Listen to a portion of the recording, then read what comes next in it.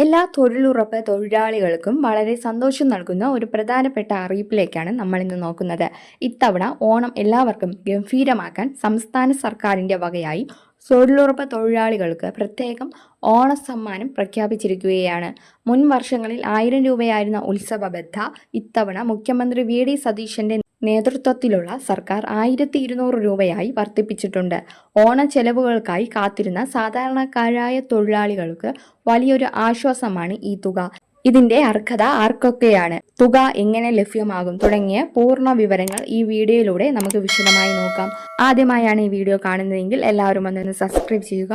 അപ്പോൾ നമുക്ക് വീഡിയോയിലേക്ക് കടക്കാം. ഈ 1200 രൂപ ഉത്സവ ബത്ത ആർക്കൊക്കെയാണ് ലഭിക്കുക എന്ന് നമുക്ക് കൃത്യമായി നോക്കാം. പ്രധാനമായും 2 വിഭാഗം തൊഴിലാളികൾക്കാണ് ഇതിൽ ലഭ്യമാകുന്നത്.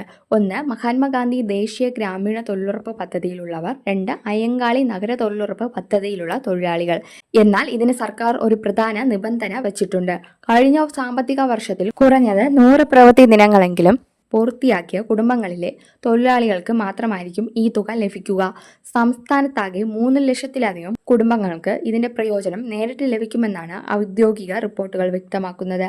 പലർക്കുമുള്ള ഒരു സംശയമാണ്, ഇത് കേന്ദ്ര സർക്കാരാണോ അതോ കേരള സർക്കാരാണോ നൽകുന്നതെന്ന്. തൊഴിലുറപ്പ് പദ്ധതി കേന്ദ്രത്തിൻ്റെതാണെങ്കിലും ഓണക്കാലത്തെ ഈ പ്രത്യേക ഉത്സവ ബത്ത പൂർണ്ണമായും കേരള സർക്കാരിന്റെ തനത് ഫണ്ടിൽ നിന്നാണ് അനുവദിക്കുന്നത്. ഇതിനായി ഏകദേശം 44 കോടിയിലധികം രൂപയാണ് സംസ്ഥാന ധനകാര്യ വകുപ്പ് മാറ്റിവെച്ചിരിക്കുന്നത്.